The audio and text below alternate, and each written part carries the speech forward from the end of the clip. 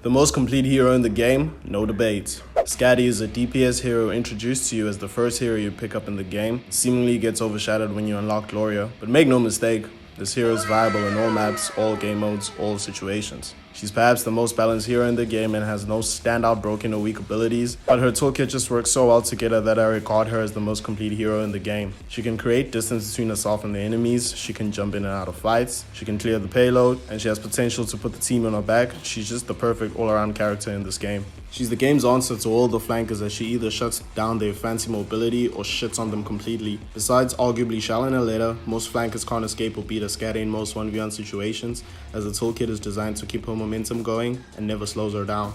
Her gun is slightly locked behind execution. Priming your headshots with her is how you want to use SKADI, but this takes some practice and getting used to, but quickly falls into your muscle memory. You're slightly adjusting your crosshair to neck and head level at all times, and this is the aim lock you should be going for with most heroes anyways. Listing her pros. Reversibility or web is a fucking nuisance to deal with. With incredible AoE, long reach and short travel time, she can pin down her enemies and restrict their movement, with the added advantage of removing their snap to target, thus impairing their aim, and thus allows her to aim her shots and do lethal damage in just 2 headshots. It's not like you even need to do this. Body shots will still take care of every hero except for the vanguards, of course. It also allows for enough time to enable you to do this, so it's very rewarding. It counters a lot of other heroes' abilities and even ults. Didn't do the math here, but I'm confident in saying it negates about 80% of everything else in the game, and it deals 1400 damage too, so no matter your application, this ability is just never put to waste. I'd go as far as saying this is the best first ability in the game. Her second ability allows you to do a quick short jump that keeps her in mid-range, which is her desirable playing field, and instantly reloads her gun so she can jump back into the fight or run away while shooting to ensure her safety. It's pretty neat and can be used to do a multitude of things. You can get some higher ground advantage, you can flank with it, you can evade a lot of attacks and outs as well as using this ability.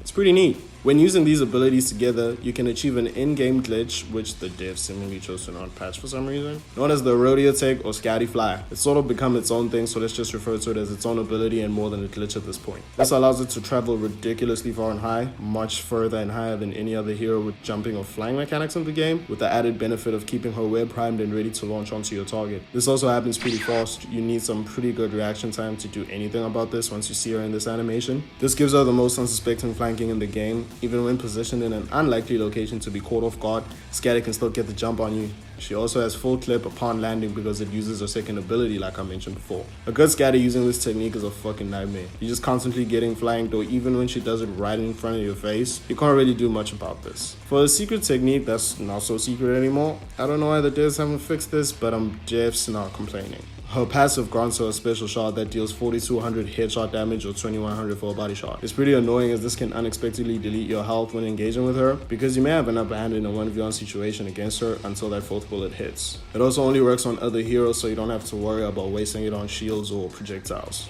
She falls part of the more tankier DPS with the max level health gauge of 6220, so she needs a little bit more than regular damage to kill. Having 2 ultimate abilities is already advantageous in the current state of the game, and both of hers are pretty fucking good. First ult grants her a tanky shield, deals 5040 damage as you shoot a wide blast in a forward and linear fashion. Like I said before, she's great at clearing the payload. Her second ult has so many applications it just seems unfair at times, but you know that if you've been around since the 3v3 days when it was feared by players all around. It's essentially a stun ability that lasts 4 seconds and has a pretty splashy AoE upon hits. It can also catch 3 people, I would say, within the same radius, especially those face-hugging healer, tank, and DPS comps. It cancels out the ults during their animation and just shits the most on your volley. It also allows your team to have free reign on whoever is caught by it. It is very situational though, as it doesn't go through shields, so you have to discern if Fort or Ruby won't be caught in the AoE if they are standing behind their shields. So Volley holds his, so that's a problem special to him.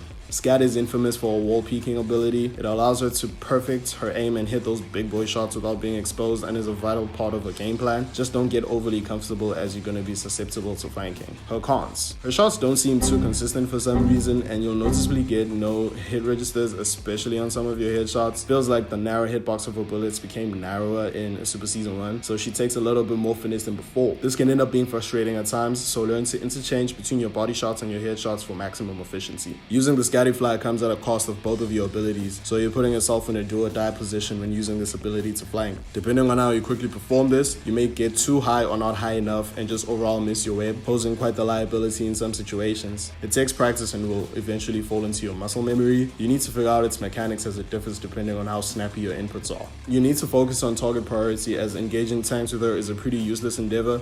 Aside from Victor, as he can still get webbed pretty easily, but it's pretty much useless against all shields, to the point that it may spell your doom if you prolong the fight. Your target should be the supports, flankers, and DPS, similar to how you play Shao or later. In conclusion, SKADI is very versatile, capable in many situations within the game. Her design is limitless and can mirage between DPS and flanker quite easily, enabling her to do a bunch of things that many heroes in this game are either singularly good at or not good enough when expanding their playstyles. She's very well balanced and honestly doesn't seem to be a bad pick in many matchups, and I don't see her being useless in future updates too. Play SKADI, she will always be meta. If you enjoyed the video, you can support the channel by subscribing and leaving a like. It would be greatly appreciated if you do so. You can also check my other videos analyzing other heroes I've covered so far. They're really helpful, and I promise to cover your main eventually if I haven't.